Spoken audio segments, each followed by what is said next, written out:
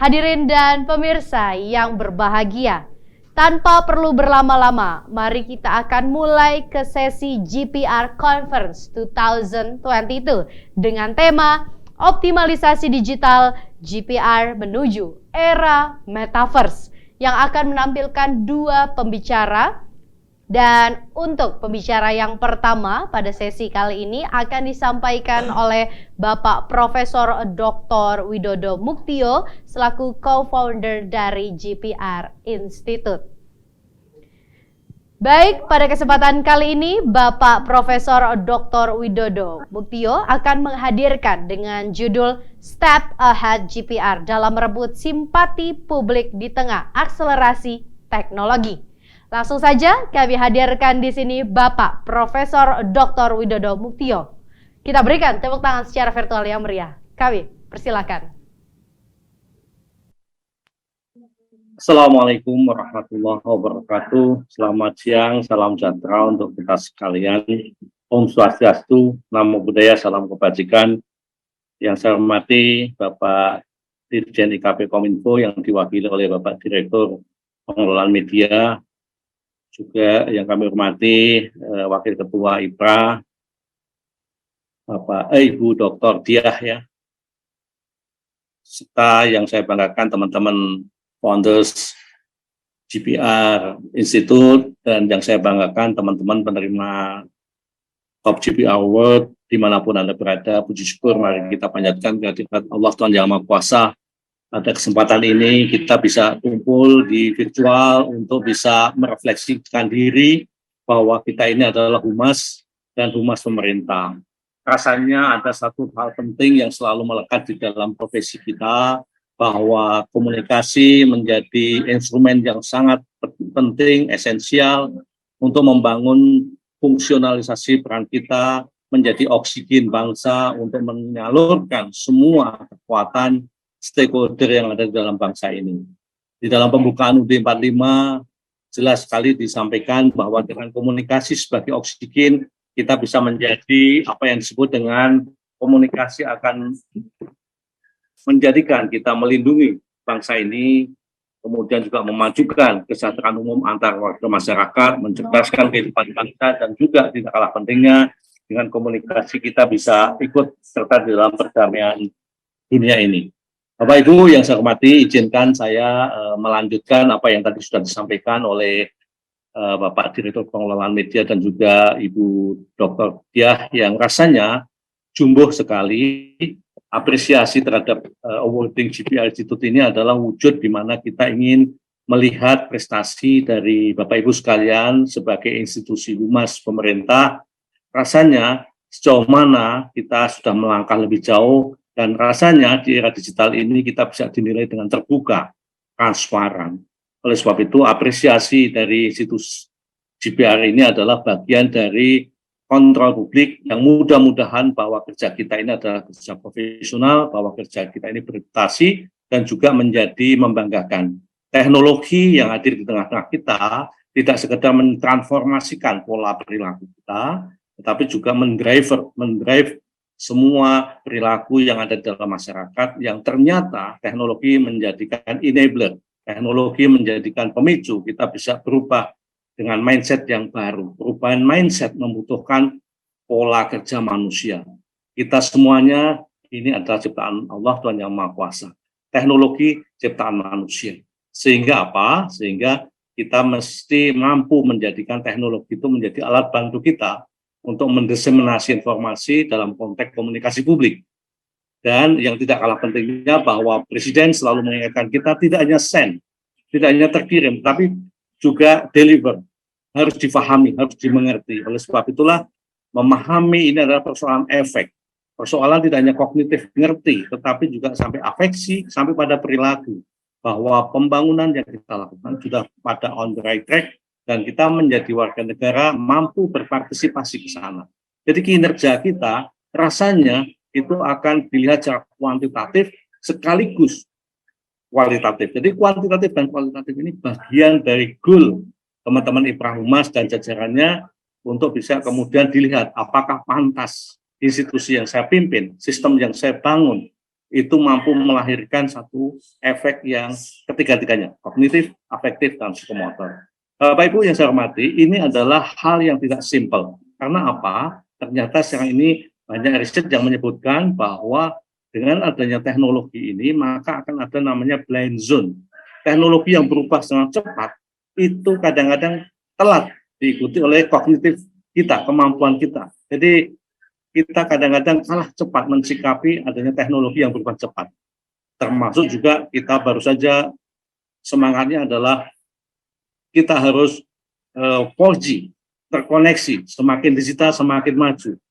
Baru kita sudah merencanakan itu, kita sudah ada 5G, ada beberapa puluh kota yang kita kemudian menjadi smart city, menjadi hal yang kemudian bahkan 6G. Ini tentu kita semua sebagai orang humas yang dulu dikatakan second class, sekarang ini kita harus face to face dengan top leader. Humas mesti tegak berjalan bersama-sama top leadernya. Humas mesti mampu memanage informasi tidak sekedar top down, tetapi juga mengelola tidak hanya sebagai technician PR, tetapi juga sebagai orang yang bisa memberikan masukan kepada top leader, kepada pimpinan kita, kepada entah itu bupati, wali kota, gubernur, bahkan juga menteri ataupun dirjen kita. Inilah Bapak Ibu sekalian, kerja Bapak Ibu sekalian adalah kerja yang sangat mulia, kerja yang sangat strategis. Ada era yang sekarang ini tidak lagi EPR, tetapi era di mana PR metaverse. Ada satu efek panca indera yang sedang dikembangkan. Dengan mata, maka tidak sekedar kita tahu, membaca, melihat, mengetahui, tetapi juga kita merasakan. Ada efek yang kemudian kita terlibat di dalamnya. Ada 3G, bahkan ada 4G, di mana kemudian itu adalah bagian tool baru yang mesti kita kembangkan. Kemarin kami ketemu dengan salah satu direktur PT WIR, yang ini adalah perusahaan metaverse yang satu-satunya pertama kali lah paling tidak di Indonesia, yang kemudian kami diskusi bagaimana teman-teman humas di pemerintah kota kabupaten provinsi itu mengembangkan wisata, di mana wisata itu betul-betul akan menjadi kita ingin ke sana.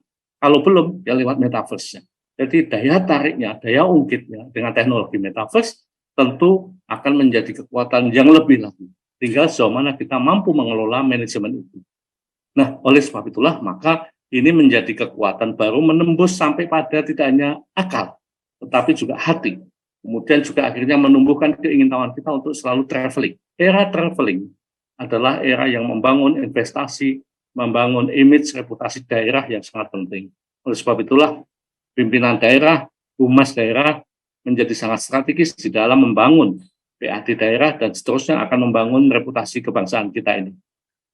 Ini adalah satu teknologi yang punya nilai tambah lebih dan ini akan berjalan terus. Ini menjadi sebuah keniscayaan.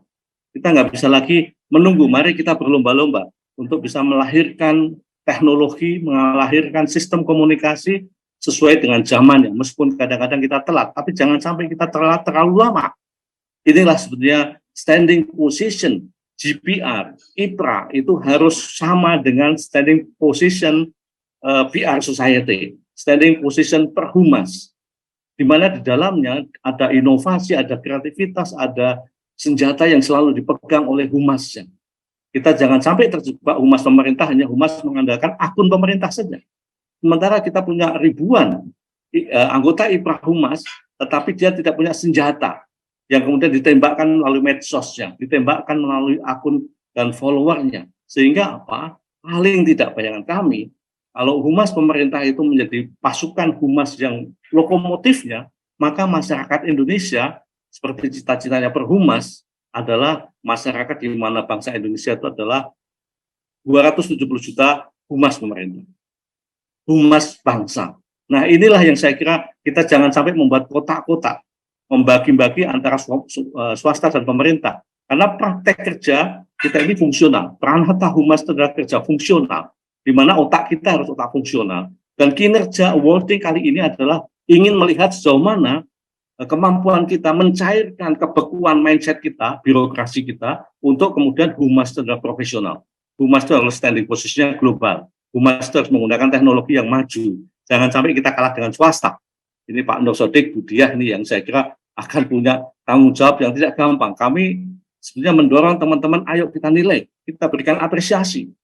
dan nanti akan disampaikan penilaian seperti apa supaya kita nanti bisa menjadi pejabat publik itu siap dinilai. Bapak Ibu yang saya hormati, high tech, high touch, dan high truth itu adalah satu indikator penting profesional GPR. Tidak hanya teknologi kita bisa investasi, tetapi juga ketepatan dalam melakukan sasaran, channelingnya, dan juga cita rasa high touch. Nah, pada saat kita cerita high touch, maka yang terjadi adalah personalitas IPRA. Personalitas orang-orang humas pemerintah. Kita mesti bersaing, berkompetisi dengan humas swasta. Jangan sampai high touch-nya itu kalah dengan swasta. Kita hanya mengendalikan struktur. Kan saya humas, dibutuhkan. Saya kira rasanya sudah tidak. Mari kita betul-betul pendekatan fungsional, optimal dengan teknologi akan melahirkan apa yang disebut dengan high touch itu dalam performance, dalam membangun cita rasa. Mari kita bandingkan. Saya yakin teman-teman di pemerintah daerah kabupaten kota, humasnya akan punya cita rasa berbeda. Excellent service, kemudian ramah, ya, hospitality itu adalah bagian cita rasa itu. Karena berbagai penelitian menunjukkan bahwa experience itu, ya, pengalaman itu adalah bagian dari kekuatan kita. Jangan manajemen di Jawa itu ada namanya manajemen wah hebat, tapi setelah datang ke tempatnya wow gitu ya, wow gitu ya, manajemen wow. Ini adalah kayaknya sepele, tapi kita melihat wah ini hebat sekali. Tahu-tahu wow itu dalam arti kecewa. Kenapa? Karena justru meskipun teknologi semaju apapun, experience yang sifatnya manusiawi tidak bisa dilepaskan. Yang terakhir yang saya kira ingin saya sampaikan juga adalah bahwa mari kita semuanya, teman-teman yang mendapatkan awarding, menjadi institusi yang berbangga bahwa kita tahun ini dinilai. Dan mudah-mudahan tahun depan akan lebih bagus. Yaitu apa? Meningkatkan sentuhan high touch tadi. Karena senyum saja, mari kita bandingkan. Mungkin suatu saat GPR Institute-nya akan mencoba melihat hospitality-nya. Bagaimana hospitality GPR ini antar institusi kementerian lembaga, antar pemerintah daerah, sehingga kita akan tahu, oh ternyata kalau datang ke satu wilayah, saya barusan di Bali, saya merasakan di Bali ini luar biasa. Sendok jatuh saja diambilkan. Ya, kemudian kita baru mau pesan apa, sudah dia pesan pakai kertas, akhirnya diantar. Ini adalah hospitality yang mencerminkan bahwa oh humasnya itu tidak harus ceramah, humasnya tidak harus press release, humasnya tidak harus kemudian menyebar leaflet atau pamflet, tapi humasnya adalah humanitas, kemanusiaan. Sehingga kemanusiaan dan teknologi akan melahirkan kesempurnaan kita di dalam membangun peradaban komunikasi di Indonesia. Mudah-mudahan ini menjadi refleksi kita sebagai GPR yang lokomotif bangsa, yang menjadi contoh yang sangat baik di tengah tantangan tidak gampang. Ujiannya di registrasi ini tidak gampang. Tapi inilah adalah challenge kita untuk bisa memajukan bangsa. Selamat buat Bapak Ibu sekalian, penerima top GPR Award pada tahun ini. Sukses selalu. Assalamualaikum warahmatullahi wabarakatuh. Om Santi Santi Santi. Waalaikumsalam warahmatullahi wabarakatuh. Luar biasa sekali, boleh kita berikan tepuk tangan secara virtual ya Om Ria untuk Bapak Profesor Dr. Widodo Muktio selaku co-founder dari GPR Institute yang sangat semangat sekali tentunya untuk memberikan support kepada peraih penghargaan dari awarding ceremony Top GPR Award 2022. Sukses selalu tentunya untuk GPR Institute.